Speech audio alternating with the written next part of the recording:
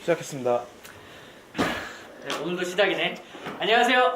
오늘도 소중한 시간을 내주셔서 강의에 참석해 주신 점 정말 감사의 말씀을 드립니다. 오늘은 약간 조금 특별하게도 ITS 저희 학회 내에서만 실시하는 교육 세션이 아니라 약간 공개 강의를 하기로 했어요. 공개 강의인데 추가로 오신 분은 우리 소중한 우리 컴퓨터교육과 후배님 두 분밖에 없지만 또 오신다는 분들이 있으니까 또 새로 오신 분들이 있고 얼굴을 잘 모르시는 분들이 계시더라도 따뜻하게 환영해 주시기 바랍니다. 네, 오늘 강의의 내용은 정보 보안이에요. 이름을 정보 보호로 지을까 정보 보안으로 지을까 정말 고민을 많이 했는데 아무래도 좋죠 뭐. 네, 그래서 과연 보안이 무엇인지, 그리고 그런 보안을 위협하는 여러 가지 공격 방식들은 어떤 것들이 있고 그것들을 방어하는 어떤 방식들이 있는지, 그들이 애초에 공격하지 못하게 접근을 통제하는 방법은 뭐가 있는지. 자, 그런데 접근을 통제한다고 해서 내가 아무리 노력을 한다고 해서 모든 악의적인 접근을 다 통제할 수 있느냐? 그건 현실적으로 불가능하거든. 그럼 나의 접근 통제를 누가 딱 뚫고 들어왔을 때 내가 털리지 않으려면 해야 되는 것, 그것은 바로 내가 가지고 있는 정보를 잘 암호화를 해서 내가 가지고 있는 정보를 누가 가져가더라도 모르게 하는 것, 이거죠. 자, 그리고 여기까지는 좀 기술적인 내용을 조금 알아봤다면 우리가 기업을 실제로 경영하는 데 있어서 기술적인 부분만 챙긴다고 다 되느냐 하는 것이 아니죠. 운영하는 면에서도 예를 들면 인사를 어떻게 처리해야 안전하게 기업을 경영할 수 있을 것인지, 이런 부분에 대해서도 다루고요. 그 다음에 우리가 안전하다는 것은 과연 무엇일까? 재앙이 일어났을 때 우리 회사는 어떻게 대응을 해야 될 것인가? 디제스터가 일어났을 때 리커버리하는 플랜은 어떻게 될 것인가? 이런 것에 대해서도 알아보고요. 그런 위험을 관리는 어떻게 해야 될 것인가? 위험 관리에 얼마만큼의, 우리가 보안 설비에 얼마만큼의 비용을 투자해야 되는 것인가? 그리고 우리가 보안이라고 하면 사실 여러분 뉴스의 영향, 9시 뉴스의 영향을 많이 받아서 그런지 몰라도 이상하게 컴퓨터 창 뒤에 DIR 하나 딱 찍어놓고서는 막 파일 목록 올라가는 그런 이상한 해커 사진 자료들 많이 보셨죠? 그런 기술인지 뭔지 모르겠지만 기술적인 부분은 아니더라. 물리적인 보안도 상당히 중요합니다. 울타리를 어떻게 할 것인지, CCTV를 어떻게, 경비를 어떻게 배치할 것인지, 서버실은 어디에다 놔야 할 것인지, 그런 것을 또 배우고, 마지막으로 컴퓨터 범죄를 수사하는 디지털 포렌식에 대해서 간단하게 알아보면서 오늘의 강의가 시작하도록 하겠습니다. 네, 강사 소개를 간단하게 드려야죠. 저는 고려대학교의 정보기술경영학회 ITS의 3기 회원이고요. 운영부장과 부회장을 역임했었고 현재 디렉터장을 맡고 있습니다. 그리고 미래창조과학부에서 대한민국의 단 두 곳에 선정한 소부대 특성화대학의 1기 학생으로 현재 재학하고 있고요. 현재 학생회장을 맡고 있습니다. 그 외에 여러 가지 했어요. 네, 남의 경력 읽어봐야 재미없죠. 자, 본론으로 넘어갑시다. 이걸 굳이 한 이유가 뭐라고요? 이 강사가 헛소리를 하는데, 헛소리기는 해도 헛소리들 중에 그래도 믿을만한 소리가 조금은 숨어 있겠구나라고 저를 믿어달라는 의미에서 강사 소개를 해봤습니다. 하지만 님이 말하는 거 지금 완전 멍멍이 헛소리인데요? 라고 얘기하고 싶으시면 그때 바로 손을 드시고 저에게 태클을 걸어주시면 됩니다. 태클 이외의 질문, 기타 의견 언제나 딱 바로 저를 인터럽트 하시고 말씀해주세요. 그래서 보안이 무엇인지에 대해서 먼저 말씀을 드려야 될 것 같네요. 보안이라는 게 대체 뭘까? 보안은, 보안이 뭔지도 아냐? 그럼 이렇게 생각하시면 된다. 보안은 말이야, 가치 있는 정보의 CIA를 보장하는 거야 라고 말씀을 드립니다. CIA가 뭐야? CIA는 Confidentiality, Integrity, Availability, 아이고 영어가 안 된다, 의 줄임말인데, 이것은 기밀성, 얼마나 기밀하냐, 얼마나 남이 모르느냐. 인테그리티는 무결성, 이 정보가 얼마나 변조되지 않았느냐, 침해되지 않았느냐. Availability, 그 정보에 과연 접근은 할 수 있느냐 라는 가치 세 개를 보장하는 것을 우리는 보안이라고 생각하시면 됩니다. 심플하게 그렇게 생각하시고 넘어갑니다. 다시 한번 강조할게요. 보안이 뭐야? 가치 있는 정보의 CIA, 기밀성, 무결성, 가용성을 보장하는 것입니다. 이거 외에도 여러 가지 보안의 가치들이 있어요. 근데 그 뒷부분에 약간 설명드릴게요. 간단하게 예를 들어볼게요. 제가 옛날에 수학을 했던 교수님 슬라이드에서 그냥 갖고 온 건데, 정보가 있다면 소스에서 데스티네이션으로 노멀하게 잘 흘러가면 문제 없는 겁니다. 그런데 여러 가지 우리 상황이 있을 수 있죠. 어이씨, 가다 말아. 그쵸? 이건 뭐에 침해를 받은 걸까요? 기밀성, 무결성, 가용성 중에 가용성에 문제가 있는 거죠. 정보를 내가 줬는데 나는 정보를 못 받아. 난리가 났죠. 인터셉션이 일어났어요. 이것은 기밀성을 침해받은 거죠. 내 정보를 남도 봤어. 내가 받아야 될 정보인데 저 녀석도 봤어. 모디피케이션. 이것은 무결성을 침해된 거죠. 이 정보가 올바르게 온 게 아니야. 그리고 내가 받아야 될 정보를 얘가 또 그냥 받았으니까 기밀성에도 문제가 생긴 거예요. 그렇죠? 애초에 있지도 않은 정보를 그냥 갖다 심었어. 패브리케이션이야. 예를 들면 이런 거죠. 야, 내일 예비군 동원한대. 나 이런 문자 이게 바로 그거예요. 자, 이게 뭐에 대한 침해죠? 무결성이라고 생각하시면 되겠죠. 무결한 정보가 아닌 거죠. 가짜 정보인 거죠. 자, 이래서 다시 한번 뭐라고요? 보안이거든? 가치 있는 정보의 기밀성, 무결성, 가용성을 보장하는 것이죠. 어때요? 정말 쉽죠? 자, 이건 외에도 여러 가지 뭐 다른 그런 가치들이 있어요. 뭐 인증이라든지 뭐 책임 추적성 이런 얘기입니다. 인증은 뭐 야, 네가 걔 정말 맞아? 하는 여러분들 쉽게 아실 만한 단어고 책임 추적성이라는 게 뭘까요? 이 일을 한 게 정말 너가 맞아? 이런 거라고 생각하시면 돼요. 예를 들면 여러분들이 어딘가 뭔가 작업할 때 로그가 남죠? 그런 것들이 일종의 책임 추적성을 챙기는 장치라고 생각하시면 돼요. 그렇죠? 단어 뜻이 이해되실 거예요. 하지만 뭐 이런 거는 넓게 보면 어쨌든 CIA에 다 끼워 맞출 수 있는 거고 쉽게 항상 답변하실 수 있는 준비가 되신다고 보시면 됩니다. 뭐라고? 가치 있는 정보의 기밀성, 무결성, 가용성을 보장하는 거. 엄청 반복하시네요. 마치 시험에 낼 것처럼. 자, 근데 우리 생각을 해봐요. 이 보안 떠드는데 보안을 대체 왜 해야 돼? 우리가 왜 대체 안전해야 되냐고? 는 사실상 우리 현대 사회에서 굳이 물어볼 필요가 없는 문제죠. 그렇죠? 내가 기술을 하지 않았더라도 그냥 경영진에 있다고 하더라도 보안을 안 챙기면 이렇게 돼요. 여기까지 올라가려고 국민카드 사장으로 올라가려고 얼마나 노력을 그 개고생 멍멍이 고생을 그렇게 했을 텐데 훅 가고 죄송합니다. 사퇴하겠습니다. 왜?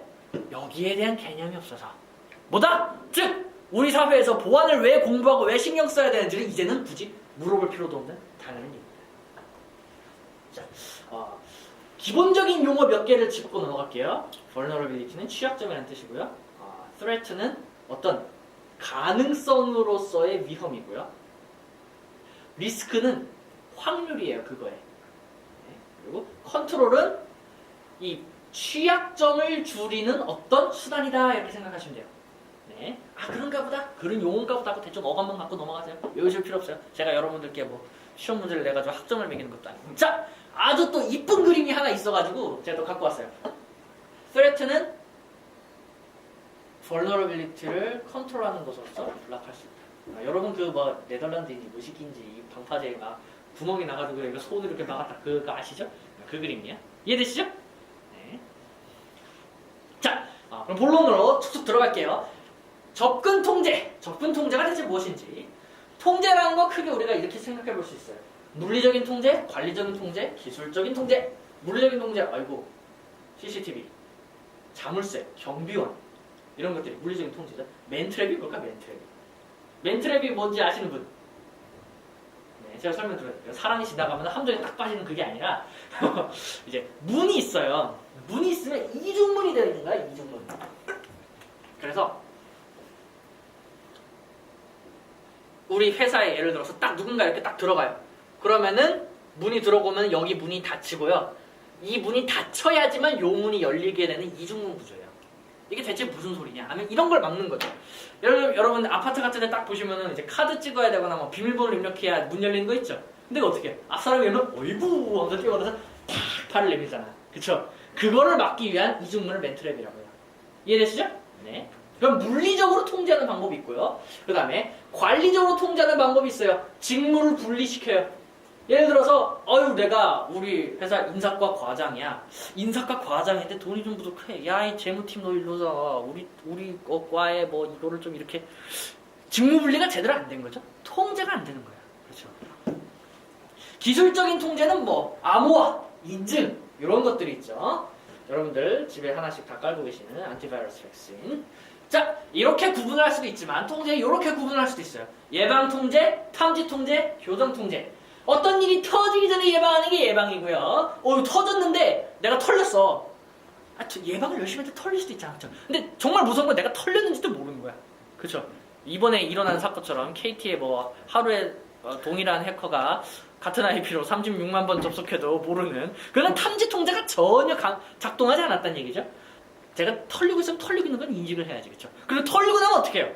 털리는 양을 최대한 줄여야 되죠? 그게 바로 교정 통제예요. 자, IPS는 뭐의 약자일까요? 인트로전, 프리벤션 시스템이에요. 그러니까 침입 예방 시스템. 그러니까 IDS는 인트로전 시스템. 무슨 D일까요? 디텍션이죠. 잘 찍었어요. 탐지라고 써있잖아요. 탐지. 그렇죠. 그런 시스템이고요. 여러분 또 이제 로그는 로그 남는 기능이고 허니팟이라는 개념 제가 또 간단하게 설명드릴 건데 허니팟이라는 개념 자네 빼고요. 자네는 작년에 들었잖아. 허니팟이라는 개념 들어보신 분? 자네도 작년에 들었는데 허니팟이 아주 재밌는 꿀단지예요. 꿀단지. 꿀단지가 대체 뭐냐? 아주 취약할 것처럼 생긴 서버를 하나 만들어줍니다. 꿀이 가득 담겼어요. 우리 회사가 막 이렇게 막 뚫고 들어오는데 우리 회사에 수많은 서버가 이렇게 물려있다고 쳐봐요. 그런데 해커가 우리 회사 네트워크에 딱 뚫고 들어왔어요. 그럼 여기서 야 어떤 걸 털어야 제일 현금성이 높을까? 이런 걸 다 먼저 찾겠죠. 근데 여기 아주 엄청나 보이는 자료가 막 이렇게 떠 있는 거야. 모든 개인 정보점 XLS 그리고 모든 뭐 사원의 뭐 돈 뭐 연금 뭐 집 주소 점 XLS 이런 것들 가득 널어놓고 여기는 왠지 막 방화벽도 다 오픈 시켜놓고 방어가 하나도 안 돼 있어. 이런 서버를 하나 만들어내요. 이게 바로 허니팟이에요. 그러면 해커가 딱 들어와서 검색을 딱 때렸을 때 오야 얘가 제일 먹을만해. 여기는 약간 그래도 방어 방벽이 좀 더 있어서 뚫을 때 하루 더 걸릴 것 같아. 그럼 뭘 먼저 뚫겠어요? 얘 먼저 뚫겠죠. 여기 먼저 딱 들어가면 얘가 그거를 인지를 하고 야 빠져 하면서 얘네는 네트워크 딱 끊어버리는 거예요. 이해되죠? 그리고 걔가 열심히 여기를 털고 나면 사실 여기 있는 그 당연히 엑셀 파일들은 가짜죠. 그렇죠? 아무 의미 없는 정보고 여기에서 해커가 들어왔을 때 사용했던 여러 가지 방법들을 오히려 흔적을 추적해가지고 배워갑니다. 그리고 해커를 역추적해서 잡는데도 수사에도 쓰이고요. 해커가 새로운 기법을 썼구나 하고 해커로부터 배우기도 하고요. 이런 데 사용되는 게 허니팟이에요. 교정통제라고 보시죠. 이해되시죠? 백업! 털렸으면 그래도 예를 들어서 해커가 들어와서 이 회사의 모든 연구자료, 논문을 다 지우고 나가서 헐. 그럼 우리 회사 망하는 거야? 그래도 백업을 해놨다면 그래도 좀 어느 정도 복구할 수 있겠죠? BCP-DRP는 뒤쪽에 가서 설명할게요. 비즈니스 컨티뉴어티 플랜, 디제스터 리커버리 플랜이에요. 자, 그럼 여기서 질문. 경비원은 과연 예방 통제일까, 탐지 통제일까, 교정 통제일까? 예방 같은 예방. 자, 예방 손 들어보세요. 아까 예방이라고 많이 말했는데 그 손이 적어. 네, 탐지. 교정. 네, 예방이 대세고 탐지가 소수, 예방이 다수설, 탐지가 소수설, 교정은 없어요. 그런데 사실 다예요, 다. 그렇죠? 이게 객관식의 함정이죠. 다 전부 다예요. 그렇죠? 자, 그런데 이게 제가 옛날에 준비하던 모 보안 시험 이게 문제로 나왔어. 자, 문제로 나왔습니다. 보기에 전부 다가 없어요. 뭐라고 찍어야 될까요? 그러면 시험 문제에서는 교정 통제라고 많이 얘기를 해요. 왜냐하면은 경비원은 판단을 할 수가 있잖아요. 그렇죠? 그래서 이 예방이랑 탐지 이런 것보다 조금 더 능동적으로 일어나는 상황에 막 잘 이렇게 판단을 할 수 있다. 그래서 교정 통제. 문제가 그렇게 주장한데 내가 어쩌겠어. 그렇죠? 어쨌든 현실은 뭐다? 셋하다. 자, 여러분 통제가 어떤 건지 좀 감이 오시죠? 네, 이렇게 분류를 해요. 자, 그러면 접근 통제니까 접근이 뭔지를 우리가 이해를 해야 되는데 접근의 3단계. 너 누군지, 사람이 왔는지, 누군지 식별을 하죠? 그 다음에 걔가 정말 너 맞아? 인증을 하죠? 그럼 어이구 우리 관리자님 오셨구나 하고 권한을 부여하죠. 그렇죠? 요 3단계로 이루어져 있어요. 해커들은 당연히 요 3단계를 다다닥 하고 뚫고 싶어 하겠죠. 인증이라는 게 뭘까 그러면? 인증은 우리가 그 사람이 정말 걔가 맞는지를 보는 건데 그래서 인증 수단에는 우리가 흔히 타입 1 인증, 타입 2 인증, 타입 3 인증이라고 해요. 타입 1 인증은 something you know. 비밀번호예요. 이 비밀번호를 아는 거 보니까 너는 뭐 이혜원이가 맞구나. 이런 거죠. 두 번째는 너의 사원증을 가지고 있는 거 보니까 너는 이혜원이가 맞구나. 라는 거죠. 이해되시죠? 스마트 카드나 토큰을 가지고 있구나. 타입 3는 야 이거 이혜원의 지문을 가지고 있는 거 보니까 이혜원이 맞구나 라는 거죠. 어떤 게 가장 요거 세 개 중에서 인증이 강력할까요? 그렇죠. 타입 3가 되겠죠. 1이랑 2 중에서는 그나마 2가 낫겠죠. 어떤 사람은 1이라고 주장하고 싶기도 하는데 학계에서는 보통 2라고들 해요. 비슷비슷해. 그냥 타입3가 좀 짱세죠. 그렇죠? 자, 그런데 이런 문제가 있어요. 옛날에 이거 실제로 있었던 일인데 BMW 중에 그 지문을 이렇게 대야 시동이 걸리는 그런 BMW가 있었다고 하더라고요. 근데 이게 BMW 도난 사건이 일어났는데 이 피해자를 탁 우발적으로 딱 살인을 한 다음에 이 BMW를 몰고 튀려고 하는데 시동이 안 걸리는 거야. 알고 봤더니 이거 지문을 찍어요. 그래서 죽은 지 얼마 안 되는 따끈따끈한 시신에 손가락을 들어서 찍었어요. 어때요? 아이고 너는 합법한 BMW 운전자구나 가 되는 거죠. 그래서 얘도 결국 완벽한 대책이 아니에요. 그래서 우리는 무엇을 해야 되냐? 바로 Multi-Factor Authentication 해야 되는 거죠. 타입 3와 2, 3와 1 이런 것들을 조합을 해야 된다. 2팩터를 하든지 3개를 다 하든지. 이해되시죠? 그래야 강력한 인증이라고 한다. 자, 인증 그런 수단에는 그런데 이런 두 가지 이슈가 있어요. False positive error, false negative error가 있어요. False positive error는 오이씨 false한 positive가 생기는 에러예요. 얘기하면 이상한 애가 들어오는데 이거 너의 지문이 맞구나 하고 들어가는 거예요. 이해되시죠? 두 번째는 false한 negative가 일어나는 거예요. 오이씨 내가 안 맞는데 아무리 찍어도 인식이 잘 안 돼 이거예요. 이해되시죠? 그러면은 false positive가 높은 시스템이 좋을까요? negative가 높은 시스템이 좋을까요? 네거티브 참 일어나는 이제 그만 당해야죠. 그렇죠? 객관식이 털리면 안 돼요. 잘 이렇게 배분이 된 그런 걸 해야죠. 그렇죠? 근데 누가 더 안전하냐라고 물으면은 두 개가 아주 잘 어우러진 밸런스 잘 잡힌 시스템이 아니라 그냥 네거티브가 높은 게 짱이죠. 그렇죠? 허가낸 사람까지 안에 안 들어보는데 얼마나 안전해. 그렇죠? 네. 자, 이제 데이터에 대한 접근 통제에 대해서 얘기를 좀 나눠볼게요. 흔히들 맥, 덱, 알백 이렇게 얘기하는데 맥은 Mandatory Access Control이요. 이제 컴퓨터 세계에서 우리 맥이라고 얘기하는 건 굉장히 많은 줄임말들이 있어요. 우리 맥어드레스라는 말 들어보셨죠? 여러분이 이더넷 카드에 배부가 되는 거기 있는 맥어드레스로도 쓰이고 메시지 어센티케이션 코드라고 해서 이 메시지가 변조가 안 됐는지를 확인하는 무결성을 참 체크하는 것도 맥이라고 불러요. 근데 얘도 맥이라고 불러. Mandatory Access Control. 강제적으로 접근 통제하는 거예요.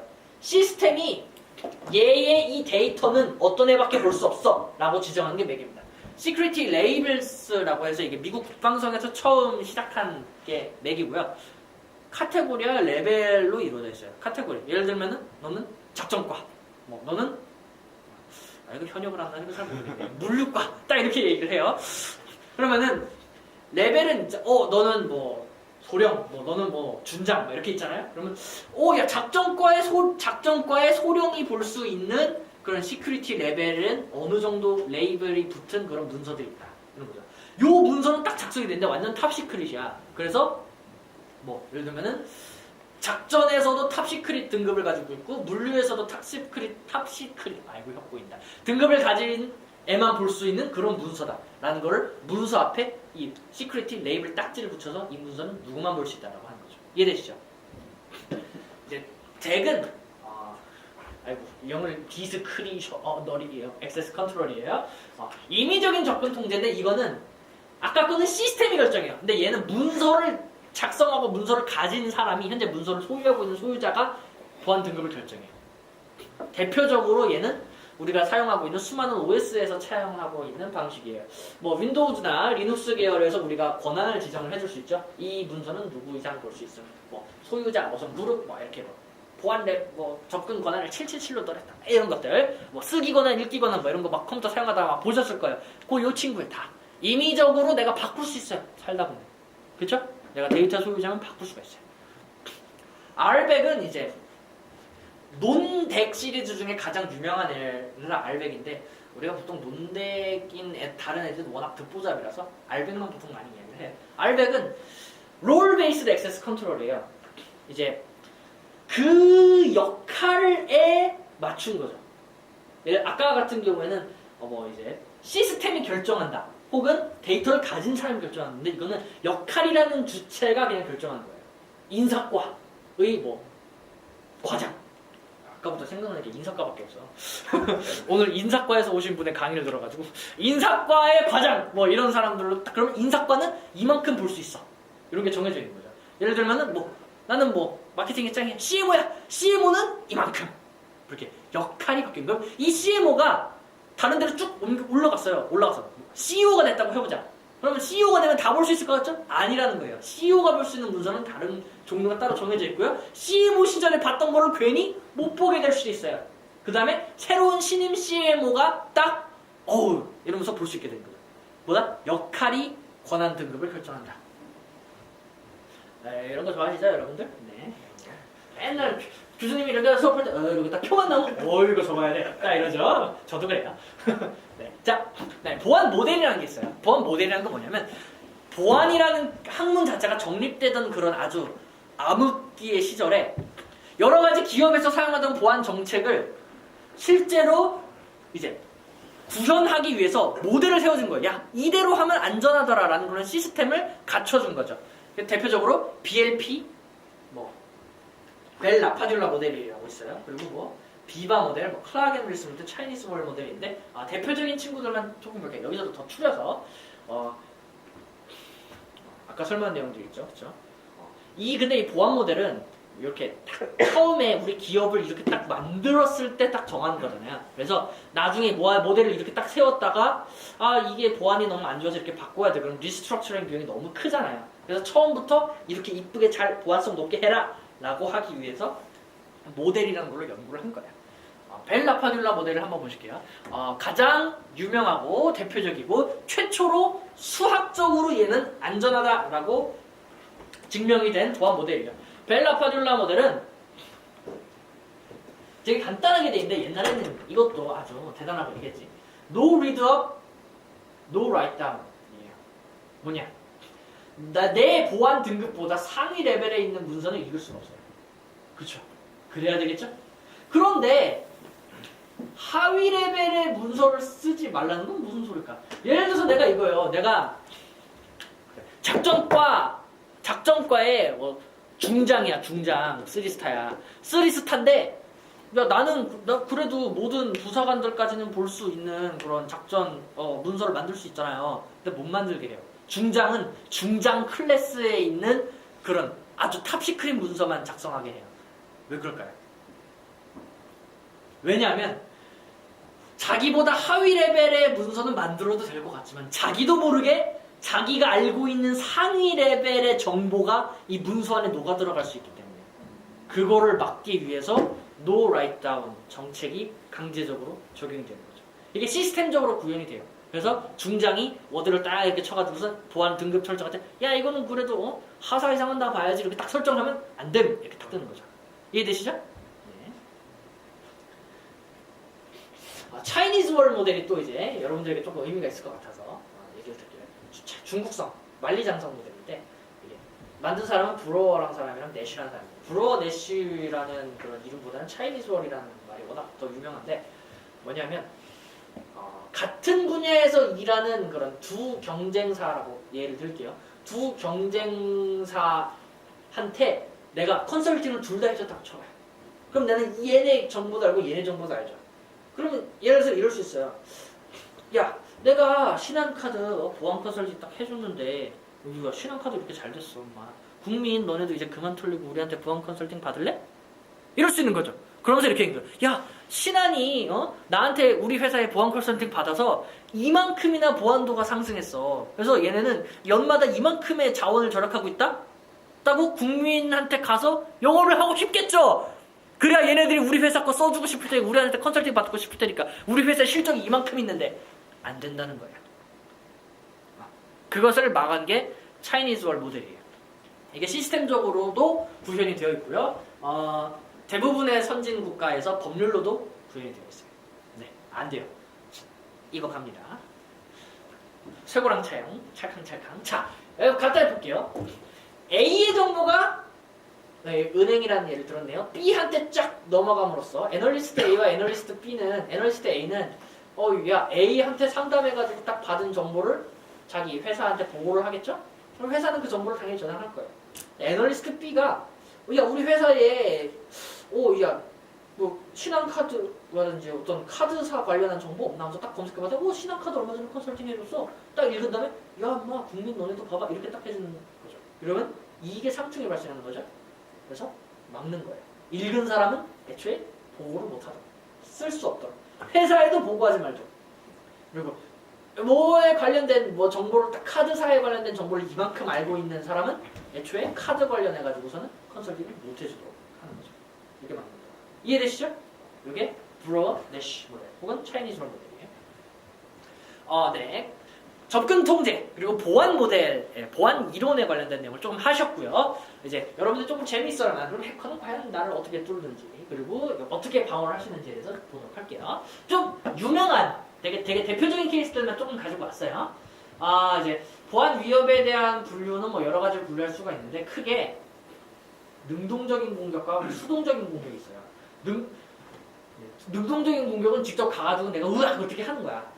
도수 공격을 때리든지 그래서 가용성의 위협을 가하죠. 우리가 맨날 매년에 2번씩 도수 공격 하잖아요. 학교 수강 신청 서버에다가 그렇죠. 네.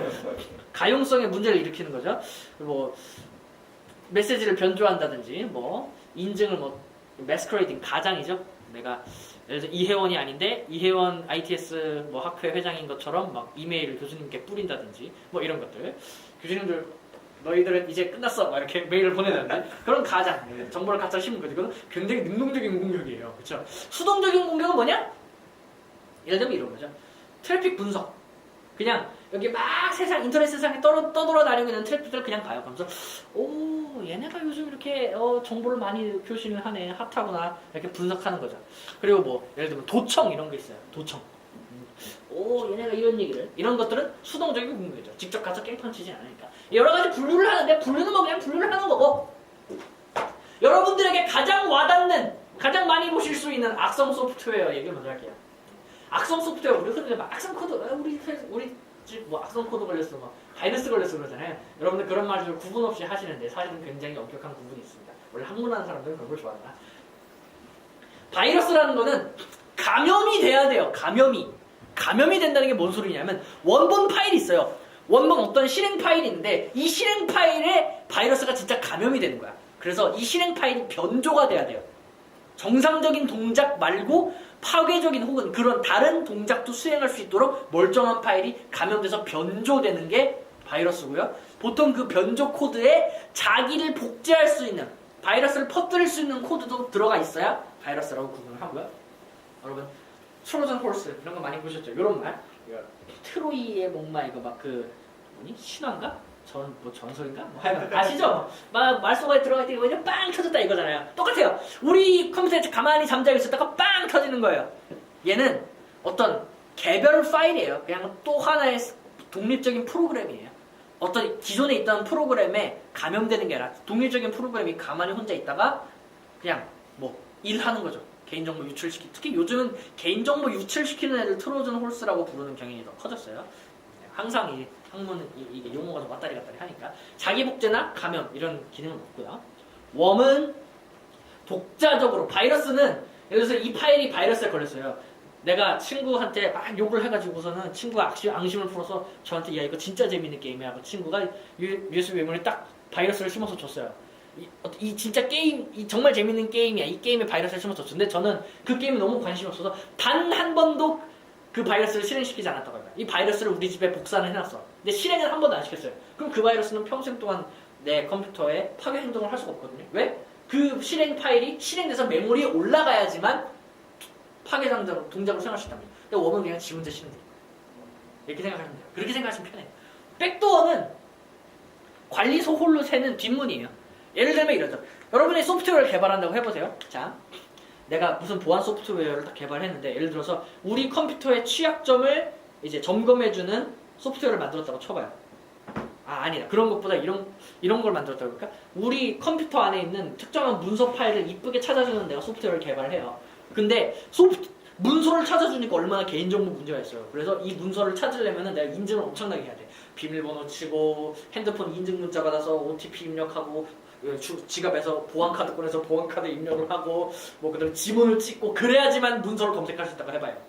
내가 그걸 만들었어. 그럼 내가 프로그램을 짜다 보면은 이걸 테스트를 해야 되잖아, 프로그래머가 스스로. 근데 한 번 테스트 돌릴 때마다 인증 문자 받고 지문 찍고 보안 카드 찍고 프로그래머 미치죠. 생산성이 엄청나게 떨어지겠죠. 그래서 프로그래머가 미리 몰래 뒷코드를 써놓습니다. 야, 비밀번호에다가 사장 개새끼라고 치면은, 사장 멍멍이라고 치면은 바로 그런 인증 없이 딱 일단 테스트 모드로 진입하게 내가 코드를 일단 짜놨어, 임시로. 그리고서는 발매하기 전에 빼야지 라고 했는데 내가 다른 팀으로 슉 날아간 거야. 이해되시죠? 그렇게 세는 게 백도어예요. 뒷문이에요. 이해되시죠? 그렇게 생각하시면 돼요. 루트킷은 여러 가지 멜웨어 중에 그 유저의 등급에서 애초에 식별 자체가 안 되는 그런 게 루트킷이라고 하고요. OS가 로드될 때 이렇게 같이 이렇게 로드가 되는 친구들. 이 루트킷을 막으려면은, 이 루트킷을 인지하려면 루트킷으로밖에 인지할 수가 없어요. 애초에 유저 레이어로 이 시스템이 기동되기 전 단계에서 같이 올라오는 동료들 아니면 인식이 안 돼요. 그래서 여러분이 은행 들어가실 때마다 까는 엠프로텍트가 바로 이 루트킷이에요. 루트킷을 잡기 위해서 자기 스스로 루트킷이 된 거죠. 알겠죠? 뭔 소리냐면 엠프로텍트는 우리에게 식별되지 않는 악성 코드라고요. 프로그램이나 잘 만들면 몰라. 자, 봇은 원격으로 자동해서 명령을 딱 이렇게 수행받을 수 있는 그런 로봇들, 봇이라고 하죠. 자, 여러분 또 이런 거 좋아하시죠? 그래서 저도 많이 해놨어요. 많이들 보통 헷갈려지는 게 바이러스랑 트로이 목마. 야, 나 트로이 목마 바이러스 걸렸어! 이런 말 하는 애들 보면 이렇게 죽방 풀어 갈리시고. 아시죠? 임마! 그럼 뭐라는 거야, 대체? 그렇죠? 네. 완전히 다른 친구예요. 감염이 되는 애. 그리고 얘는 자기 복제가 안 되는 애. 자, 또 기본적으로 많이들 알려져 있는 버퍼 오버플로우라는 그런 공격 기법이 있어요. 이걸 설명하려면 약간 얘기가 길어지는데, 우리 메모리라는 공간이 있다고 해봐요. 우리 프로그램이라는 자식은 실행을 시키면 우리가 하드디스크나 이제 SSD 같은 데에서 작업을 하려면 시간이 오래 걸립니다. 그래서 속도가 빠른 메모리로 불러들여요. 일단 냉장고에서 요리를 하려고 해봐요. 얼마나 빡쳐요. 그래서 냉장고에 재료를 잔뜩 일단 갖고 와서 도마에 올려놔야 돼. 이게 도마가 메모리야. 그래서 이 메모리에 음식들을 쫙 갖다 놨어요. 그래서 막 작업을 하기 위해서. 즉, 실행되는 프로그램은 전부 메모리에 올라오는데, 어떤 프로그램이 이 버퍼 오버플로우라는 공격에 취약한 프로그램이 있다고 해봐요. 요 A라는 프로그램이 그렇다고 칩시다. 근데 여러분 저번에 변수라는 거 배우셨죠? 변수라는 것은 자료를 담는 공간이라고 했어요. 근데 자료를 담는 공간의 사이즈를 내가 지정 안 해준 거야. 프로그래머가 깜빡한 거야. 그래서 야, 여기 안에 자료를 무건적 미친 짓 한 거야. 그래서 다른 프로그램의 영역까지 침범해 들어가는 거야. 계속 데이터가 쌓여서. 이렇게 생각하시면 쉬워요. 이해되시죠? 근데 모든 프로그램이라는 건 프로그램이 끝났으면 리턴하고 원래 상태로 돌아가는 그런 게 있거든요. 근데 리턴할 때는 우리 어디로 돌아가라고 하는 이 주소값이 있어요. 그래서 여기로 돌아가 이래야 되거든요. 근데 자꾸 쌓아서 이 돌아가 부분에다가 내가 원한 해커가 여기 이게 공간에 제약을 안 걸어놨네? 그러면 쓰레기 값들을 막 집어넣으면 이 프로그램이 그냥 뻗어요. 근데 그런 거 재미없으니까 내가 원하는 특별히 아주 안 좋은 공격을 하는 그런 코드를 실행할 수 있는 메모리 부분으로 이 어드레스를 바꿔치기 하는 거예요. 이러죠. 그게 쉬운 거는 아닌데, 그렇게 쉬운 건 아닌데, 그렇게 해가지고서는 우리가 기존에 지정된 버퍼보다 더 오버플로우해서 특별하게 조작을 해가지고서는 악성 그런 프로그램, 악성 명령들을 실행하는 걸 버퍼 오버플로우라고 해요. 그러면 이건 대체 어떻게 해야 되냐? 어떻게 해야 되냐고? 야, 여기 자료를 담을 수 있는 공간은 요만큼만 해. 라고 지정해주면 돼요. 코드 한 줄 넣어주면 됩니다. 사이즈가 얼마 이상이면 끊어라. 여러분이 여기서 잘 생각을 여러분이 여기서 잘 생각을 하셔야 됩니다. 뭐냐면 여러분이 나중에 경영진이 되셨을 때 제발 좀 싸구려 프로그램을 쓰지 말라는 거예요. 야! 쟤는 한 달에 뭐 500만 원씩 받고 쟤는 한 달에 50만 원씩 받는데 어쨌든 똑같이 고용해서 3달간 프로젝트 돌리면 똑같이 구동하는 프로그램이 나와. 그러면 경영진이 이렇게 생각합니다. 야, 비용을 10배나 아낄 수 있어. 어이구, 이렇게 선택합니다. 그러면 이런 사태가 발생합니다. 이런 취약점이나 노하우 같은 것들을 제대로 모르고 급하게 배운 친구들이기 때문에 저 50만 원만 주세요 밖에 못하는 거고요. 그리고 그런 친구들이기 때문에 이런 문제점이 일어나는 거고요. 그런 싸게 해먹으려는 경영진들, 보안에 대한 인식과 위협이 없기 때문에 아까 3명 나란히 인사하는 거 맞죠? 그렇게 되는 겁니다. 그래서 뭐라고요? 제발 좀 비싼 애들 쓰고 프로그램 할 때 저한테 월급 좀 더 달라고. 아시겠죠? 자, 어떻게 막느냐? 바운더리 체크를 제발 좀 해라 라는 거. 안전하게 코딩하는 비싼 애를 골라라. 이제 프로그래머들이 막 가져다 쓰는 여러 가지 함수들 중에 이런 취약점을 가지고 있는 함수들이 되게 많아요. 그런 것들을 막 안전하게 바꿔놓은 그런 새로운 그런 라이브러리들이 있어서 그런 거 가져다 써 이러는 거예요. 소위 그럼 이 관심을 가지고 있는 프로그램을 고용하면 끝난 얘기죠. 랜덤 캐너리라고 해서 이 카나리예요. 카나리아 아세요? 새. 이 카나리아라는 새는 그 동굴에서 옛날에 광물 캐고 이럴 때, 석탄 캐고 이럴 때 독가스가 빵 나오면 이 카나리아가 제일 먼저 그걸 인식을 한대요. 그래서 옛날에 이 카나리아를 이렇게 세상에 이렇게 담아가지고 그걸 들어가서 했대요. 그래서 그런 것들을 이렇게 잘 눈치챈다 이래서 카나리아라는 이름을 붙였나 본데 버퍼가 막 이렇게 팍팍 오버플로우 되면은 그 기존에 있었던 여러 가지 코드들이 변조가 됐는지 아닌지를 막 이렇게 확인해가지고서는 막아주는 친구예요. 그런 애가 있는가 보다 하고 이렇게 생각을 이렇게 흘리시면 돼요. 결론은 뭐다? 이것만 하시면 돼요. 나한테 월급 더 달라고. 프로그래머 비싼 애 쓰라는 소리죠. 자, SQL 인젝션도 비슷하게 생각하시면 돼요. SQL 저번에 강의했었죠. Structured Query Language예요. 우리가 데이터베이스, 특히 이제 관계형 데이터베이스를 생각하시면 되는데 거기에다가 명령을 내리는 어떤 그런 언어였죠. 그렇죠? 명령이에요. 그런데 우리 ID 비밀번호 창에다 이렇게 딱 쓰면은 무조건 로그인이 됩니다. 관리자예요. 이유는 묻지 마시고 그냥 그래요. 진짜 그래요. 헐 정말요? 네. 이 코드는 여러 가지 종류가 있는데 여러 가지 종류에 따라서 뭐 이 회사의 DB를 완전히 날려버릴 수도 있고요. 이 회사의 DB 테이블 안에 무슨 정보가 있는지 다 볼 수도 있어요. 그거를 제가 좀 알고 싶다면 이거 공부하시지 마시고 그냥 구글에 치세요. 그럼 이 코드가 다 나옵니다. 이거 그냥 가져다가 아무 사이트 ID 비밀번호 칸에다 딱 입력해서 로그인하면 다 털려요. 네? 정말요? 네. 왜냐면 여기 아이디에 있는 여러 가지 문자를 내가 이렇게 치고 비밀번호 이렇게 문자가 서버를 이렇게 쫙 날아가잖아요. 그럼 이 메시지가 여기 날아가는 메시지가 서버에 딱 입력이 될 때 얘가 아이디를 입력한 거 비밀번호를 입력한 거 이 아이디랑 비밀번호 부분을 내가 아이디가 맞는지 비밀번호가 맞는지 서버에서 체크를 할 거 아니에요. 그 명령이랑 얘가 내가 지금 이렇게 집어넣은 이 문장이랑 구분 못하는 거예요. 서버가. 네. 그럼 이거 대체 어떻게 해요? 이런 거 아이디랑 비밀번호에 이렇게 얘기하면 되죠. 야, 그럼 이런 이상한 문자가 들어가 있으면 이런 이상한 문자들을 왠지 프로그램 언어에서 쓸 것 같은 문자들 있잖아요. 그런 문자들을 못 쓰게 막으면 되는 거예요. 정말 쉽죠. 아유, 근데 이게 왜 갖고 왔어요? 아무도 안 막아서. 몰라요. 왜? 50만 원짜리니까. 그래서 뭐라고요? 경영진이 되셨으면 제발 좀 개발팀 갖고 올 때 좀 경력도 좋고 좀 급 좀 되는 애들 데리고 와서 돈도 많이 주시고 개발 기간도 넉넉하게 하세요. 그래야 똑같이 아이디로 비밀번호로 로그인 한다는 단순한 기능 하나지만 개 털릴 수 있는 가능성이 없어집니다. 방법은요? 인풋값 검사하세요. 끝이에요.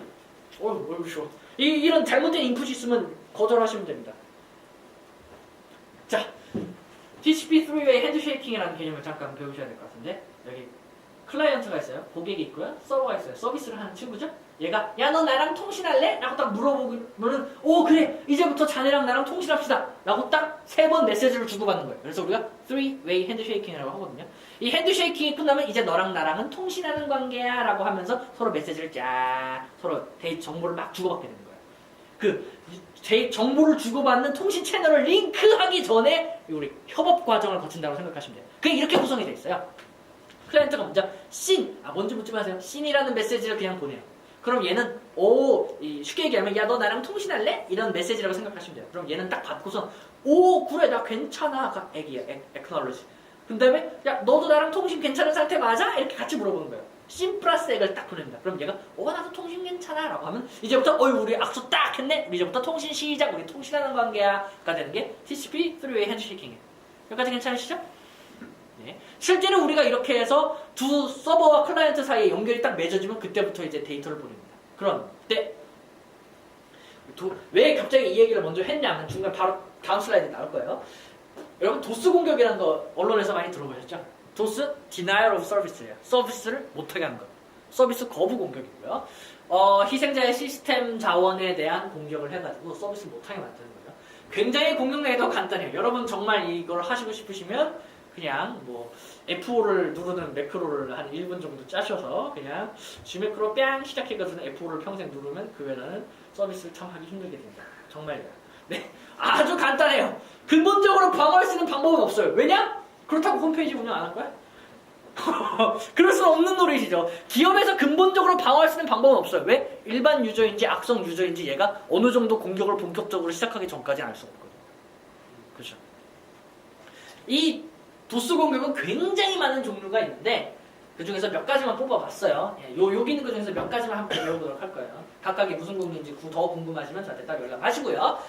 아주 간단한 랜드 어택이라는 것부터 말씀드릴게요. 랜드 어택은 공격자가 야, 나 보내는 사람이 누군데 163152 610인데 너 163152 610 이렇게 바꾸는 거예요. 자, 기본적으로는 우리가 정보를 딱 인터넷상에서 서로 상대하게 보낼 때 나는 누군데 하고서는 상대방의 주소를 데스티네이션을 딱 찍어서 보내면 이 네트워크에 있는 수많은 연결 단말들이 야 얘는 졸로 가야 돼. 야 쟤 이 고려대학교에 있는 모 IP거든요. 야 고려대학교는 한국으로 가야 돼. 한국에서 서울로 가야 돼. 이렇게 자꾸 보내줘요.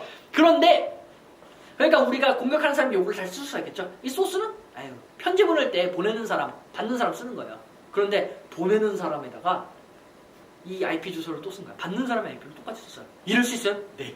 너무 허술하게 돼 있어요. 왜냐? 우리가 인터넷 세상을 처음 만들었을 때 그때는 학자들끼리 연구실을 내 서로 막 연결하려고 막 이런 실험이었거든요. 그래서 이렇게 세상에 병신들이 많고 악의적인 사람이 많은 거라는 상상을 안 한 거예요. 그래서 이렇게 허접하게 만들었어요.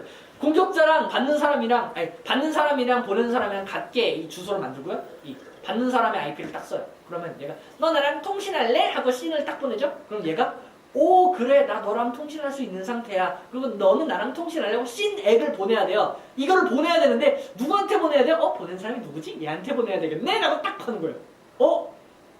그러면은 얘가 이렇게 나한테 씬이 날아왔네? 얘한테 너 나랑 통신할래? 나는 통신 괜찮은데 또 보내는 거예요. 또 보내는 거예요. 나는 단 하나의 패킷을 보냈을 뿐인데 시스템이 뻗습니다. 정말요? 네. 얼마나 허접하게 만들어진 인터넷 세상인지 이렇게 해서 장애를 유발하는 게 랜드 어택이에요. 근데 요즘은 그래도 막았어요. 왜 막았냐면 야 소스랑 데스티네이션이 같은 거는 일단 그냥 받지 말자. 얘라고 중간에 있는 보내는 단말들이 막 이렇게 서로 이렇게 이런 공격에 대한 방어선을 설치해놔서 요거는 그래도 이제는 안 걸려요. 너무나도 다행이죠. 네. 근데 TCP 씬 플러딩이라는 공격도 있어요. 이건 뭐냐면 이 소스 아무거나 보내는 사람 주소는 같은 걸로만 쓰지 말고 아무거나 막 써요. 그 다음에 내가 받는 사람 희생자한테 이걸 계속 미친듯이 보내는 거야. 막 보내. 너 나랑 통신해. 너 나랑 통신해. 너 나랑 통신해. 자꾸 보내요. 그럼 얘는 여기 있는 주소는 내가 아무렇게나 쓴 주소거든요. 얘가 누군지 알게 뭐야. 아무렇게나 막 썼어. 그럼 얘는 걔한테 너 나랑 통신할래? 너 나랑 통신할래? 괜찮아. 근데 너 나랑 통신 괜찮아? 나 괜찮아. 너는 괜찮아? 자꾸 보내요. 근데 상대방은 통신 보낸 적 없잖아. 그러면 뭐야? 하면서 냅둬요. 답장이 안 와. 그럼 얘는 답장 올 때까지 계속 기다려. 이게 미친듯이 그냥 얘는 계속 자꾸 통신 요청이 들어와. 이게 열린 너 나랑 통신할래를 기다리는 대기 상태에서 닫히지를 않으면서 영원히 뻗습니다. 이게 여러분들이 수강 신청 사이트에 하시는 거랑 비슷해요. 수강 신청 사이트는 그래도 우리가 정상적인 애를 한테 보내지만 정상적인 그 소스로 보내지만 이거를 정상적이지 않은 곳에다가 보내면 얘가 기다리는 시간이 더 길겠죠? 물론 야 5분 기다리다가 안 오면 그냥 이거 통신 실패 이렇게 해버리면 되는 거 아니에요? 맞아요. 근데 그것보다 더 빨리 보내면 어쩔 거야. 그쵸? 어쨌든 공격하는 사람이 유리한 거예요 이게. 왜냐면 실제로 네트워크 장애가 일어나서 대답이 늦을 수도 있잖아. 그러니까 무작정 이 값을 대기 값을 최소화시킬 수는 없는 거예요. 근본적인 방어책이 없습니다. 홈페이지 운영 안 하는 수밖에 없어요. 디도스. 이게 여러분들에게 가장 친숙한 공격이죠. 이 denial of service 앞에 distributed가 붙은 거예요. 분산 도스 공격. 아까 이 공격을 여러 명한테 분산시켜서 하는 거야. 그러니까 이 어태커가 몇 명의 그런 에이전트 혹은 마스터라고 부르는데 한 몇몇 애들 이렇게 딱 조정을 해요. 그 다음에 얘네들은 아주 수많은 좀비 군단들을 이렇게 딱 한테 희생자한테 이 도스 공격을 때리라고 명령을 합니다. 그럼 얘는 뻗는 거예요. 이거보다 훨씬 더 강력하고 빠르게 뻗겠죠? 이게 무서운 이유는 뭐냐면 추적이 어려워요. 왜? 얘 나를 공격하는 애가 25,000명 정도 있어.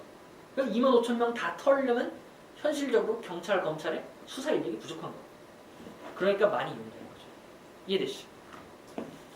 이 방법이 처음에 언제 이제 실행이 됐는지 제가 연도수는 잘 기억이 안 나는데 미국에 있는 꼬마가 했어. 처음 이걸 한 게. 미국에 있는 꼬마가 했는데 그때 어디가 털렸더라? 정확히 기억이 안 나는데 그냥 예를 들어서 미국 국방성이라고 해볼게요. 정확히 어디가 털린지 기억이 안 나요. 국방성을 미친듯이 털고 있는데 털고 있는 애가 동시에 6만 개가 막 나오는 거야. 근데 당시에는 이런 개념이 잡혀있질 않았기 때문에 난리가 났어요. 미국에서. FBI에서 난리가 났어. 6만 개의 이 공격하는 IP를 다 역추적을 해가지고서는 거기 집에 쳐들어가서 잡을 수도 없고 이거 어떡하지? 당신은 이런 개념 없어서 처음 당해보는 거니까 난리가 났죠. 근데 역시 FBI는 그냥 FBI가 아니에요. 그래서 어떻게 했냐면 해커들 많이 모이는 커뮤니티 사이트에 가서 야! 지금 국방선 털고 있는 애 누구야? 존나 짱인데? 대단한데? 이렇게 글을 딱 써요. 그러면 이 애들이 막 호접이들이 막 붙어서 야 내가 털었어 서로 털었다고 난리를 친 거죠. 막 병신들이 막 내가 턴 거야 임마 이렇게 장난을 하고 있어요. 그때 얘가 다음 글을 써요. 야 그럼 너 지금 CNN도 털어볼래? 이런들이 애들이 잠잠해지죠. 그쵸?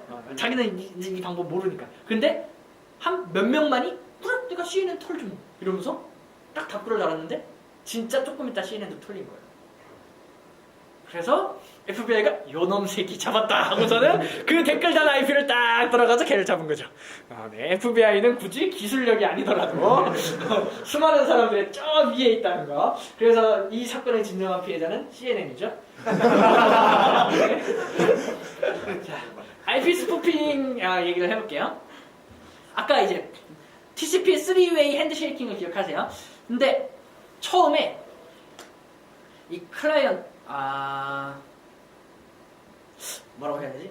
그렇게 할게요. 이 클라이언트의 IP인 것처럼 얘가 어떻게 속이는 거예요. 그래서 처음에 이 클라이언트를 도스가 그쪽에 공격을 걸어가지고 얘를 죽여버립니다. 뭐 TCP 심플러딩 아까 그런 걸 딱 공격을 해서 죽여버려요. 그 다음에 마치 얘인 것처럼 씬을 딱 보내요. 그러면 얘는 오 그래? 그 IP는 너잖아. 너 나랑 통신할래? 난 괜찮아. 라고 딱 이렇게 딱 보내요. 그러면은 얘가 대답을 못 보내고 있는 죽어있는 상태죠. 근데 마치 맞아 나야 인 것처럼 애를 내가 딱 보내서 얘랑 이렇게 둘이 통신이 딱 연결되는 거예요. 그래서 IP를 속이는 게 IP 스푸핑이에요. 그냥 이런 게 있다 정도로만 생각하시면 돼요. 즉 뭐다? 여러분이 생각하시는 여러분들 흔히 온라인 게임 하면은 이제 주로 이제 부모님의 안부를 많이 물으면서 이런 거 하잖아요. 너 내가 IP 추적해서 너 다 현피 떠서 어떻게 ABCDEF 해버릴 거야 그러잖아요. 그 IP는 생각보다 굉장히 취약해요. 가장하려면 누구나 여러 가지 이거 자동으로 해주는 툴도 많아요. 툴을 통해서 IP를 가장할 수가 있어요. 정말 취약한 세상이죠. 자, 그리고 정말 무서운 게 있는데 사회공학적인 기법이라는 게 소셜 엔지니어링이 있어요.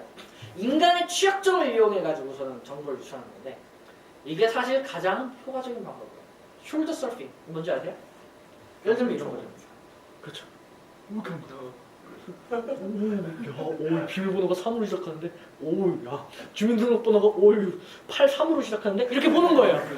이해되시죠? 이게 숄더 서핑이 어떻게 막아 이거를? 그렇죠? 내가 회사에서 열심히 일하고 있는데 뒤에 들어가면서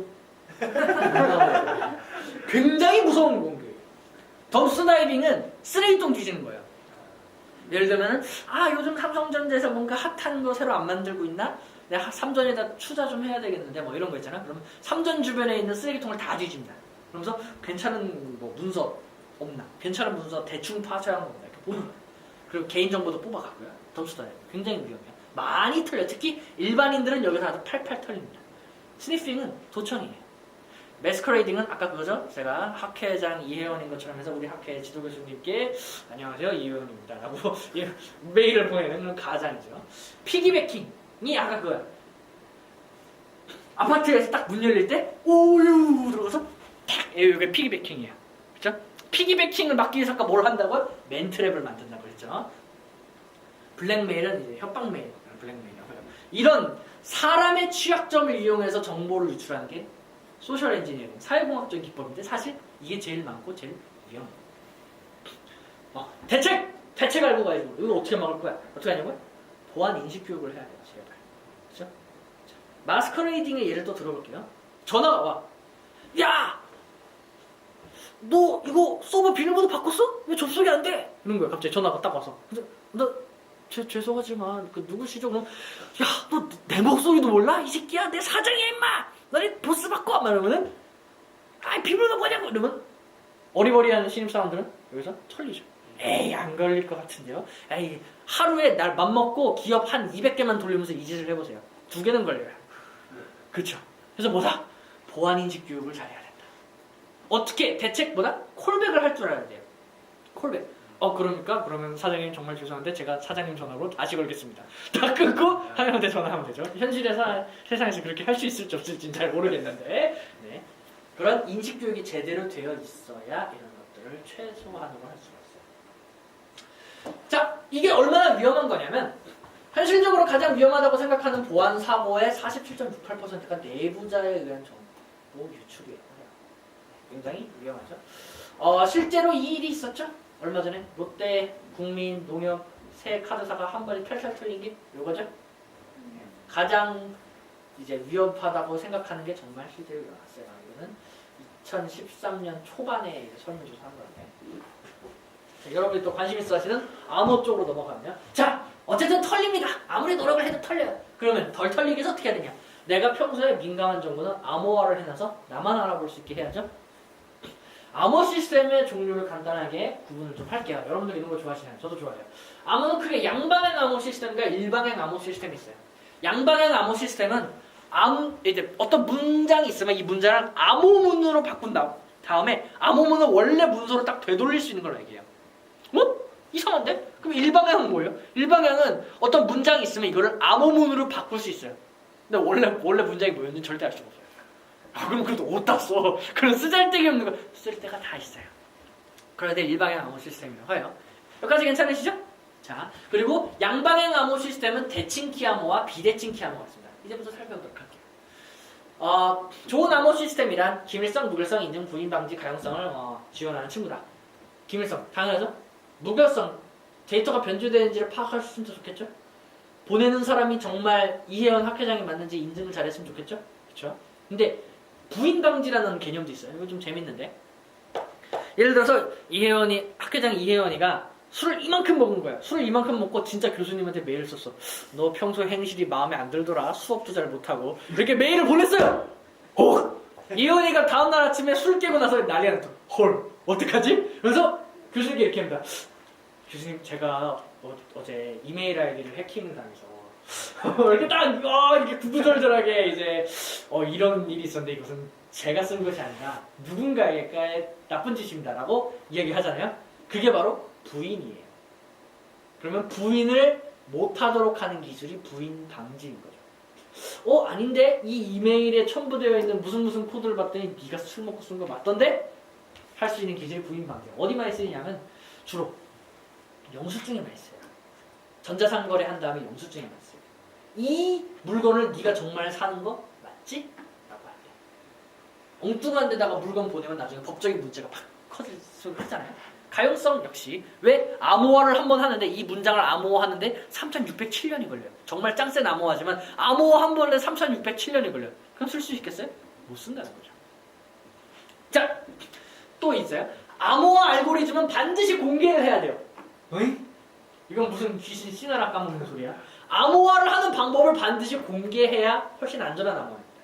왜냐? 인간이 만든 대부분의 모든 암호화 알고리즘은 취약점이 굉장히 많아요. 그래서 그걸 차라리 학계에 공개하고 수많은 학자들, 무슨 학자들이에요? 빨리 박사학위 통과하고 싶어서 안달이 난 학자들이죠? 걔네들이 미치듯이 눈에 불을 켜고 나 빨리 이 교수님 밑을 탈출하고 박사학위 따야 돼. 그래서 이 알고리즘의 남의 암호 알고리즘의 약점을 미친듯이 찾아냅니다. 그리고 보고를 해요. 그리고 그것만 가지고 박사학위 따기 힘드니까 이렇게 보완하면 좋겠다고 제안도 하죠. 그럼 그걸 가지고 빨리 버전업을 해야지. 그렇죠? 그래서 공개하는 게 훨씬 안전해요. 안 공개하고 혼자 우리 회사는 이런 짱센 알고리즘을 우리 회사 내부적으로 개발했어. 난 이거 절대 안 털려. 해커들은 훨씬 날고 기기 때문에 처음 보는 암호 가지고 여러 가지 테스트를 해서 그냥 뚫어내는 경우가 많아요. 그래서 혼자 갖고 있으면 안 됩니다. 대표적으로 욕먹고 있는 게 한글과 컴퓨터죠. 한글과 컴퓨터의 그 비밀번호를 기록하는 거 있잖아요. 그 암호 알고리즘을 공개하지 않고 있다고 합니다.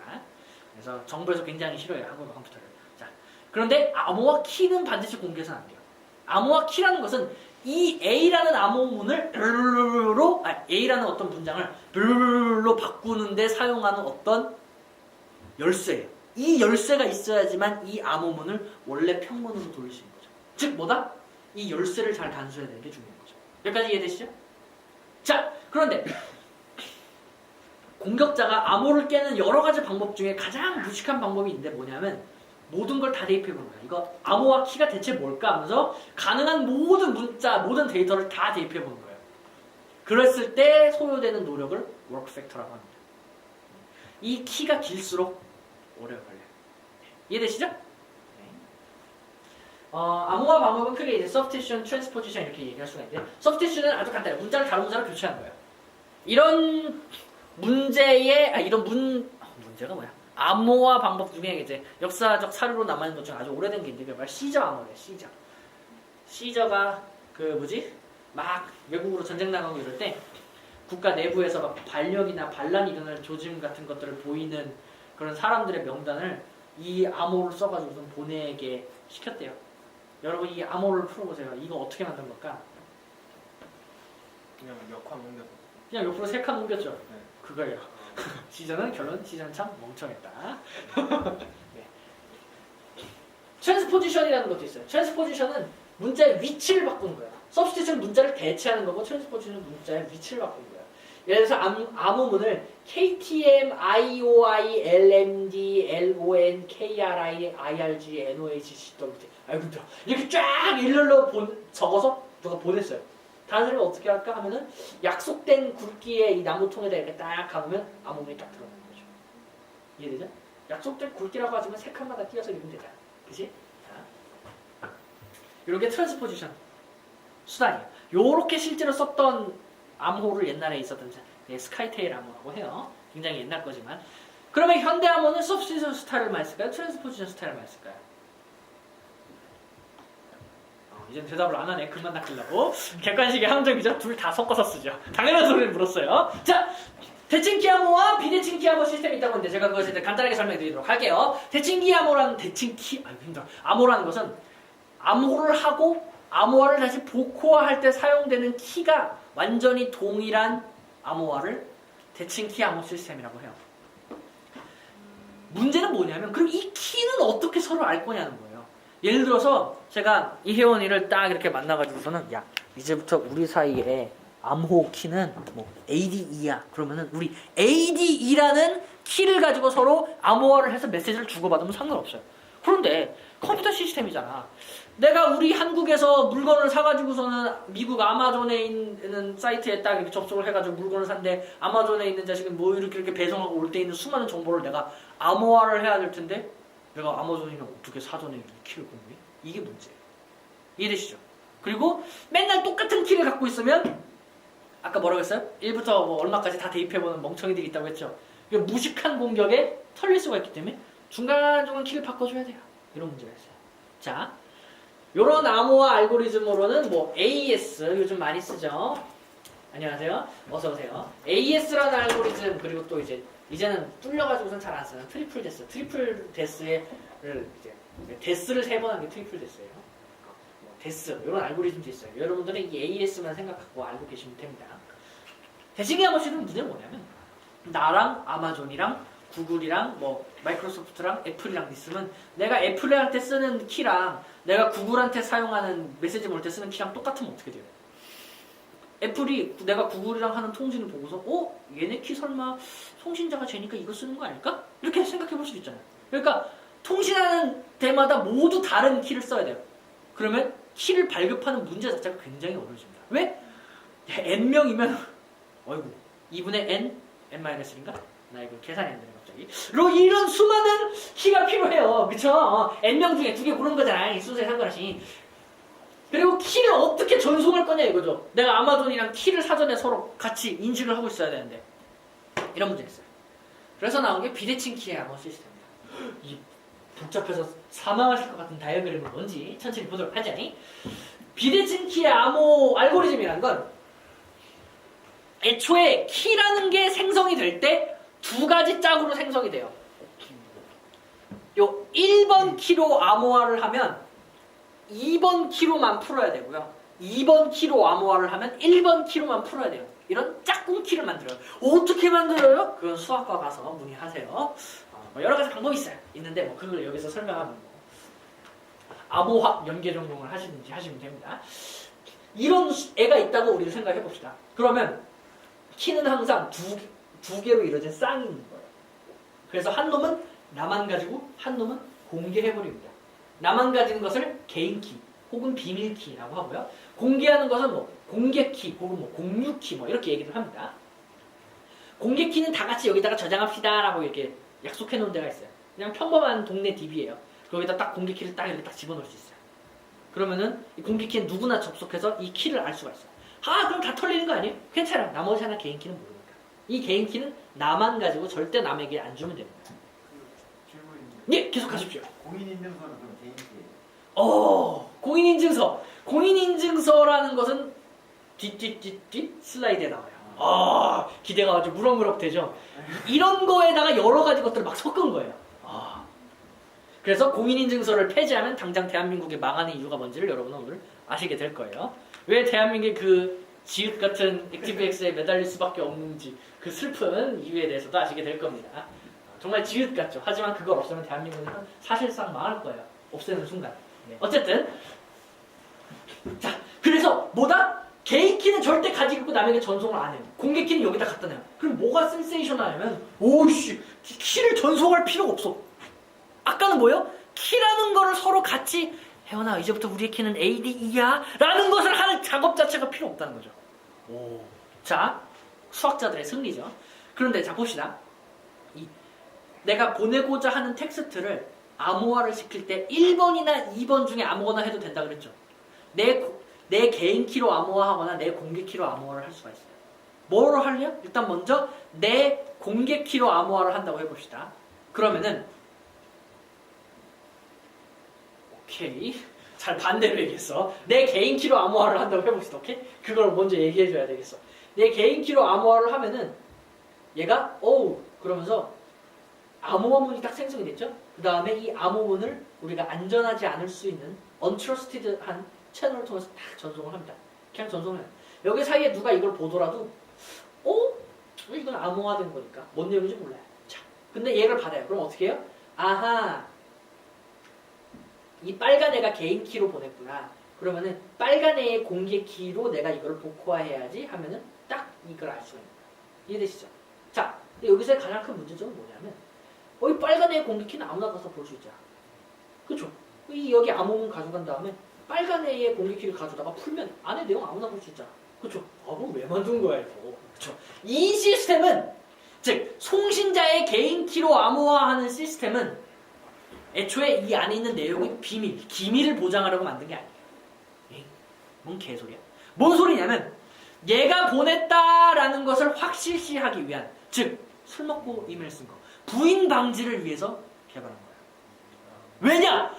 이 빨간색 공개 키로 풀렸다는 것은 이것은 반드시 빨간색 개인 키로 암호화했다는 이야기예요. 그쵸? 근데 뭐예요? 빨간색 개인 키는 절대 누구에게도 전송해 준 적이 없어요.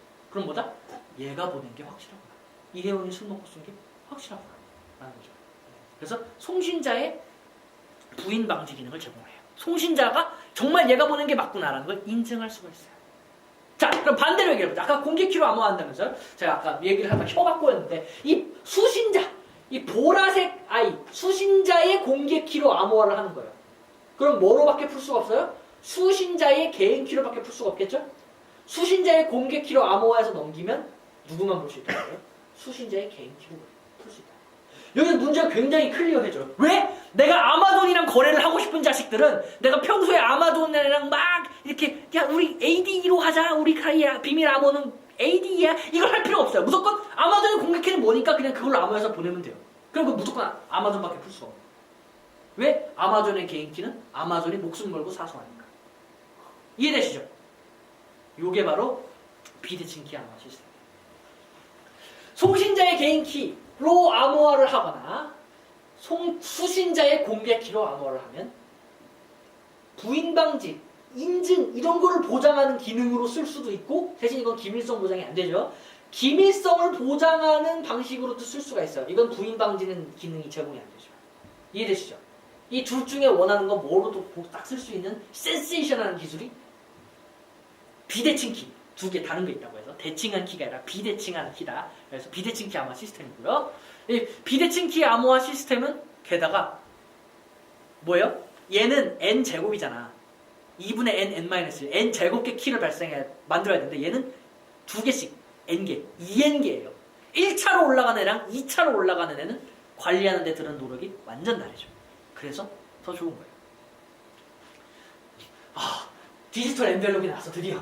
이걸 보시기만 해도 미쳐버리겠지. 자, 그런데 비대칭 키 암호화를 쓰면 그럼 난 너무나도 좋겠다라고 생각했는데 이거의 가장 치명적인 단점은 졸라 느려. 졸라 느리다는 거야. 그래서 얘로 내가 소설 한 권을 암호화해서 보내면 암호 푸는데 한참 걸립니다.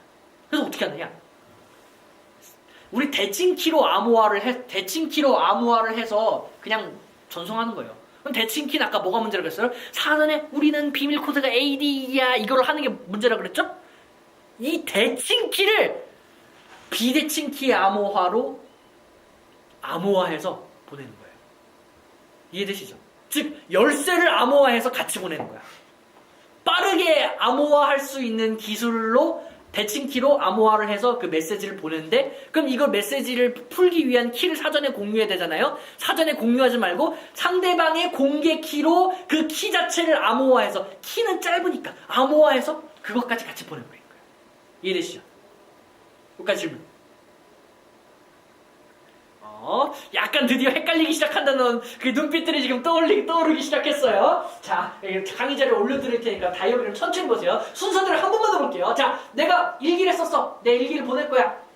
내 일기 남이 보면 개 쪽팔리잖아. 그치? 나의 소중한 여자친구한테만 이 일기를 보낼 거야. 그리고 나의 속마음을 알아달라고 얘기를 할 거야. 자, 이런 상황이 있다고 해봅시다. 자, 암호화를 하는데 내가 뭔가 대칭 얘를 암호화하기 위한 키를 만들었어요. 그래서 이 키로 내가 암호화를 전송해서 보냅니다. 근데 이 키를 여자친구는 모르잖아. 그렇죠? 그럼 이 키를 여자친구가 알아야 되겠죠? 그래서 이 키를 알기 위해서 여자친구의 공개 키로 암호화를 합니다. 그 다음에 얘를 전송을 해요. 그러면 얘는 뭐밖에 풀 수가 없어요? 여자친구의 개인 키로밖에 풀 수가 없죠. 이거를 받은 다음에 여자친구가 자기의 개인 키로 풀면 열쇠가 나와요. 그 열쇠로 일기장을 풀어보는 거예요. 이해되시죠? 와, 이런 기똥찬 생각을 한 자식이 누군지 모르겠지만 이 기술을 디지털 합쳐서 엔벨로프라고 합니다. 뭐다? 이 자료를 디지털한 엔벨로프에 아주 안전하게 딱 봉인해가지고 보냈다. 예, 이런 느낌으로. 그래서 아이고 여러분 이런 거 좋아하시죠? 저도 좋아합니다. 아, 뭐라고요? n 제곱 대 2n이라고요. 어이구. 그리고 속도가 이 비대칭키는 두 가지 기능을 할 수 있는 대신에 속도가 졸라 느리다고요. 그렇죠? 네. 아까 이상한 거 하나 있었어. 뭐? 암호화를 했으면 복호화해서 원래 문장이 뭔지를 알아야지. 그치? 근데 원래 문장으로 돌아갈 수가 없는 그런 암호화가 있다고 했어요. 단방향, 일방향 암호화가 있다고 했는데 그게 바로 해시예요. 해시 펑션이라는 데에다가 원래 문장을 딱 집어넣으면 암호화가 딱 돼서 나오는데 이건 매우 신기한 것이 굉장히 긴 문장이나 아주 짧은 문장이나 어느 사이즈의 문장을 암호화시키든지 간에 고정된 사이즈의 암호문이 나오게 돼요. 이럴 수 있어요? 이럴 수 있어요. 수많은 해시 알고리즘들이 자신의 박사학위를 바꾸어서 교수님께 탈출하기 위해서 개발이 되어 있고요. 그래서 다양한 길이를 고정된 걸로 바꾸기고요. 그리고 또 얘는 원래대로 돌아갈 수가 없어요. 왜일까요? 예를 들어서 내가 3천만 테라바이트짜리 뭐라고 할까? 영화 파일을 모아서 이 해시 펑션으로 암호화를 했어요. 그래서 32바이트짜리 문장이 하나 딱 나왔어요. 그럼 이 32바이트에서 3천만 테라바이트로 돌릴 수 있을까요? 이게 가능하면 저는 그 친구에게 제 모든 전 재산을 투자할 거예요. 그렇죠? 절대 말이 안 됩니다. 왜? 정보의 손실이 더 난 거잖아요. 아무리 생각을 해봐도 압축 이상으로 갈 수가 없잖아요. 그렇게 돌아갈 수가 없어요. 그럼 또 다른 무슨 문제가 일어나냐면 아무리 봐도 다대일 함수죠. 그쵸? 32바이트에서 표현할 수 있는 정보의 양은 한정이 되어 있어요. 2의 8제곱에 32제곱으로 한정이 되어 있어요. 그쵸? 그런데 내가 여기다가 몇 천만 테라바이트를 꼬라박아도 32바이트로 나오잖아요. 1바이트 꼬라박아도 32바이트 나오잖아요. 그러면 뭐야? 다대일 함수가 될 수밖에 없어요. 필연적으로 다른 입력이 도미넌트 출력이 생성하게 되는 구조적인 문제점을 가지고 있어요. 모든 해시 펑션이 그렇습니다. 그럼 대체 이걸 어디다 써먹어요? 어디다 써먹느냐? 예를 들어서 내가 이렇게 보내는 거예요. 내가 20메가짜리 편지를 썼다고 해봅시다. 20메가짜리 편지를 쓴 다음에 20메가짜리 편지를 보내고선 20메가짜리 편지를 해시 펑션으로 돌려서 32바이트의 문자를 만들고 걔한테 다시 보내요. 그것도 보내요. 이 20만 바이트 중에 1바이트 아니 1비트라도 데이터가 차이가 나면 이 해시 결과가 다른 애가 나옵니다. 그렇죠. 다른 애가 나오니까 네가 보낸 이 일기랑 네가 보낸 해시 문장이랑 다르네? 이 메시지는 변조되었겠네? 라는 메시지의 무결성을 검증하는 데 사용합니다. 대표적인 알고리즘으로 뭐 MD5 뚫린 지 오래됐죠. 샤1 뚫린 지 오래됐죠. 샤2 시리즈를 요즘 쓰게 됩니다. 아니 뚫린다고요? 네 뚫렸어요. 단방향 함수인데 뚫려요? 네 세상은 참 별짓을 다 해요. 자 해시 함수의 그래서 조건은 뭐다? 단방향이어야 되고 컴프레션 아주 원하는 딱 사이즈로 딱 나와야 돼요. 그런데 뭐다? 다른 인풋을 가진 애가 다른 아웃풋이 나올 수밖에 없잖아요. 다 대일이니까. 그렇죠? 근데 그것을 내가 의도적으로 구하는 것은 계산상 불가능해요. 이게 기본 조건이에요. 이것을 그게 일어나는 걸 컬리전이라고 하는데 컬리전이 일어나지 않도록 알고리즘을 설계해야 돼요. 물론 속도가 빨라야 되고요. 미치겠죠? 별로 생각 안 하셔도 돼요. 뭐냐면 계약서를 보낼 때 아까처럼 암호화해서 계약서를 보내는데 계약서를 해시를 해요. 그럼 계약서의 무결성을 인증할 수 있는 짧은 해시 결과, 해시 코드 한 줄이 나오겠죠? 이걸로 같이 보내는 거예요. 그래서 이 계약서가 과연 변조가 됐는지 아닌지를 알아보는 게 바로 디지털 서명입니다. 여러분 왠지는 잘 모르겠지만 나는 한 번도 펜을 들어서 이름을 쓴 적이 없는데 뭔가를 자꾸 살 때 뭔가를 서명하십시오 이런 메시지 떴죠. 서명이 뭔지 우리에게 가르쳐주지도 않고 그게 이거예요. 아시겠죠? 이제는 서명이 뭔지 알고 서명하실 수가 있겠어요. 자, 한 번만 더 천천히 볼게요. 이 구조를 정확하게 100% 알거나 100% 이해하시거나 하실 필요 없어요. 그냥 이런 개념이 있다라고 이렇게 딱딱딱 하면 돼요. 자, 계약서가 있어요. 계약서를 해시를 써가지고서는 계약서의 이 인증을 계약서의 무결성을 체크할 수 있는 해시 코드를 만들어내고요. 이 해시 코드를 송신자의 개인 키로 암호화합니다. 아까 송신자의 개인 키로 암호하면 뭔다 그랬어요? 얘만 가지고 있는 개인 키이기 때문에 얘가 보낸다는 게 확실하다. 부인 방지가 됐다. 이혜원이 술 먹고 쓴 게 맞구나 라고 그랬죠? 즉 뭐다? 이 계약서는 다른 누구도 아니라 내가 보내는 거야. 이건 난 절대 부인하지 않겠다는 부인 방지를 함께 보내는 거야. 그래서 이렇게 만든 걸 우리가 디지털 시그네처라고 부르고요. 얘를 딱 보내요. 그럼 얘는 딱 봤죠. 그럼 이거 계약서에 해시 파일이 있네? 그러면 이 해시 파일을 이게 변조가 된지 아닌지 알아보려면 계약서도 보내야 되죠? 그냥 계약서를 슉 보내요. 그러면 계약서를 얘가 받아서 내가 받은 이 계약서가 과연 여기에서 변조가 됐는지 아닌지 알고 싶잖아요? 그러면 얘를 해시해요. 그 다음에 이 녀석 딱 비교해봤더니 같으냐? 같네! 그러면 변조가 안 됐네! 라고 하는 거죠. 이해되시죠? 네, 이게 바로 디지털 시그너처예요. 기밀성이 없죠? 계약서 그냥 볼 수 있어요. 그쵸? 네. 근데 뭐예요? 무결성, 계약서가 변조가 안 됐다. 내가 보낸 게 맞다. 보낸 사람이 정말 이혜원이다. 이혜원이 술 먹고 쓴 거 정말 맞다. 그렇죠? 아까 배운 해시에다가 그 바로 전에 배운 비대칭 키를 한꺼번에 써서 만든 게 디지털 서명이다. 전자상거래를 확 한 방에 가능하게 만든 센세이션한 기술이죠. 자, 드디어 PKI가 나옵니다. 핫하죠? PKI. 지 혼자 핫하네. 난 들어본 적도 없는데 핫해요. 왜? Public Key Infrastructure라고 줄였으니 풀었으면 좀 핫해 보이나요? 우리가 아까 뭔가 얘기가 나온 것 같은데, 그렇죠? 공인인증서 그거예요. 믿을 수 있는 공인인증기관, Certificate Author 몰라. 그거예요. 믿을 수 있는 공인기관의 약자야. 알았지? CA가 이 키 소유자의 신원을 직접 보증을 해요. 귀찮게 우리 은행 가서 신분증 제출하고 이래야 만들 수 있잖아요. 직접 보증을 해서 얘가 키를 관리해줘요. 아까 봐봐요. 이 공개 키 저장소는 무슨 문제가 있냐면 공개적이기 때문에 해커들이 여기다 막 가서 공격을 해요. 미친듯이 공격을 해서 멀쩡한 공개 키를 막 수정시켜놓고 이럴 수도 있잖아. 그렇죠? 그래서 얘를 아주 이쁘게 누군가가 책임지고 관리하는 거예요. 누구가? 국가가. 그게 바로 CA예요. 대한민국에서 CA 중에 탑은 이제 한국인터넷진흥원이고요. 한국인터넷진흥원이 몇몇 인증기관에게 너네도 CA 해라 라고 허가를 해준 그런 기관들이 있고요. 얘네가 업무를 대체할 수 있도록 허가를 내준 게 몇몇 은행 기관인 거예요. 이해되시죠? 네, 그런 상하이 구조로 되어 있는데 그냥 우리 통틀어서 CA, 국가라고 이해를 하세요. 지금은 국가가 이 키를 진짜 책임지고 관리하는 거야. 키 발급했을 때도 네가 이혜원이 맞구나 라고 신원 보증까지 확인한 다음에 관리하는 거예요. 그 다음에 개인 키랑 공개 키쌍을 만들고 이 키가 변조가 안 됐습니다라고 인증을 하는 거예요. 이건 개소리야. 우리 한번 살펴보도록 하죠. CA랑 송신자, 수신자가 각각 공개 키, 개인 키 쌍을 만들어요. 원래는 송신자, 수신자의 키도 다 CA가 같이 만들어줘요.